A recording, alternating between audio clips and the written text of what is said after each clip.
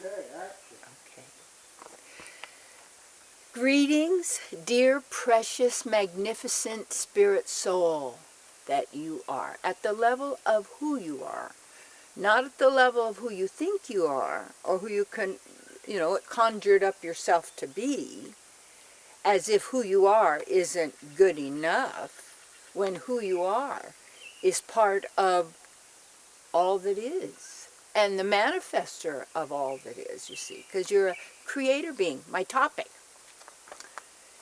expectations are self-defeating. I was really impressed by the book Great Expectations, or the story, or book, whatever. And it was about this, Miss Havisham, see, I even remember the name, there it is. She was all dressed in her wedding dress, the cake, the food, it was all ready for the big wedding day, and the groom had split. He was gone, he was out of there. And there she was, and what happened is, of course, she had expectations there was going to be a wedding, that she was going to be married to this man.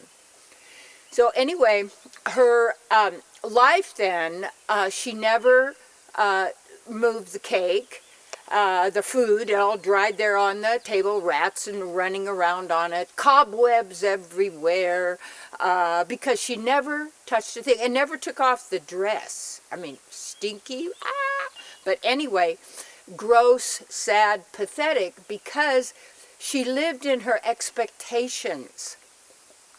And I remember years ago when I thought I was the mind and believed all the thoughts and what I was told, and trying to get my act together, take it on the road, so to speak, to find out what works, who am I, what do they like, not like, how do I, survive and do what I want. So all of this kind of thing.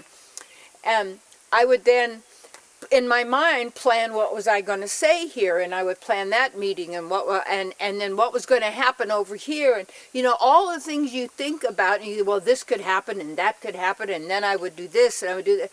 It's like actually trying to prepare for the future that isn't here, because all is here is now, is you now. So expectations lead to disappointment. And also, it also is part of that bipolar kind of a thing. Probably I would have been determined I was bipolar years ago, only because I get really excited and then I get really depressed. Because, not terribly depressed, but just depressed or feel bad. So I'd be excited. And the excitement comes from expectations. You're going to do this, and you're telling people, and this has happened. But what happens when you start telling people about what you're going to do and what you plan to do, you automatically set up opposition for yourself, because the mind program will oppose you now to make obstacles, because as it makes obstacles, you have more suffering, you have more pain, you have more heartache, you have more disappointment, it goes on and on. And I was so disappointed. I can't handle my disappointment. You disappointed me. You didn't fulfill my expectation. It goes on and on. Then blaming you, not the way I thought, and you were going to do this, but you didn't do that. And then we're blaming who did it. And see, this pettiness gobbles up divine life. In that sense, people are living in their expectations instead of being now in the power of who you really are.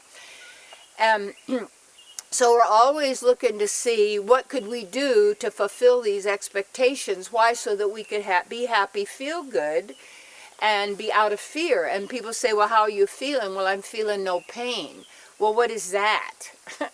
When you yourself are pleasure of the divine, your nature is pleasure. And so what happens then with expectations is that we're depending on someone or something from the outside that's going to give us satisfaction, feel good, make us okay, give us something that we need or something that we want, and all of that. So we're always focused then on the outside and other people and what they do. And I remember I was really, years ago, when I was in all that craziness, I could watch everything, say, the man of my life did, and I could tell if he had to change in his nature and what was going on. Are you okay? And is everything going to be all right? And all of that, the scary thing, they had to manipulate everything. You got to keep it all together. You got to get everything all together so that you don't have any surprises and it can be exactly what you like. So what you have is when that psychotic or that neurotic kind of, because it can be psychotic, neurotic attitude, because being controlled like that by fear through the mind, a machine, that to the extreme, then they want to control everybody, humanity, animals, nature, dominion over, thinking that means take over, destroy it, use it, you know, all of this kind of a thing. For it's always trying to get something from an exterior power source to source and empower them so that they can actually be released from the fear.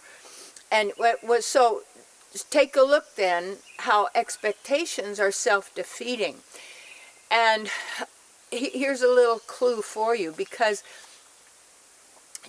start to notice what's causing your distress. Start to notice when you get upset. Start to notice why you're blaming others. Why you're blaming yourself. Start to notice that pattern and what's going on, and all of these kind of expectations. So great expectations create great disappointment only because you're trying to keep everything to fit a picture in a box.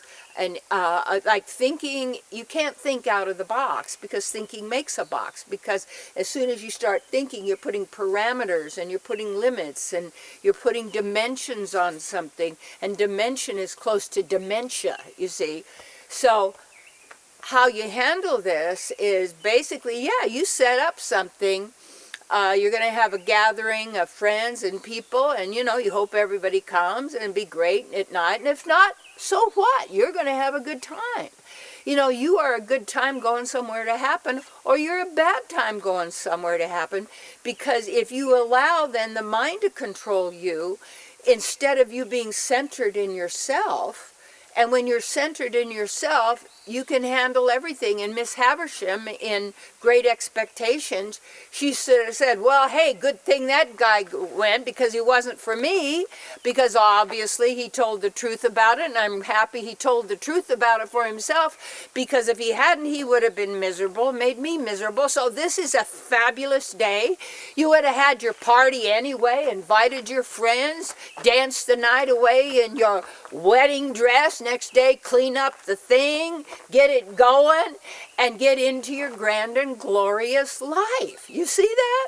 Oh no, I could sit and wallow and blame and talk and just remind everybody of the past, over where is it? It doesn't exist here, you see. So forget great expectations, because they're self-defeating. And when you're right here in the center, you see, you can move and you can groove and you can flow and you can basically have a good time.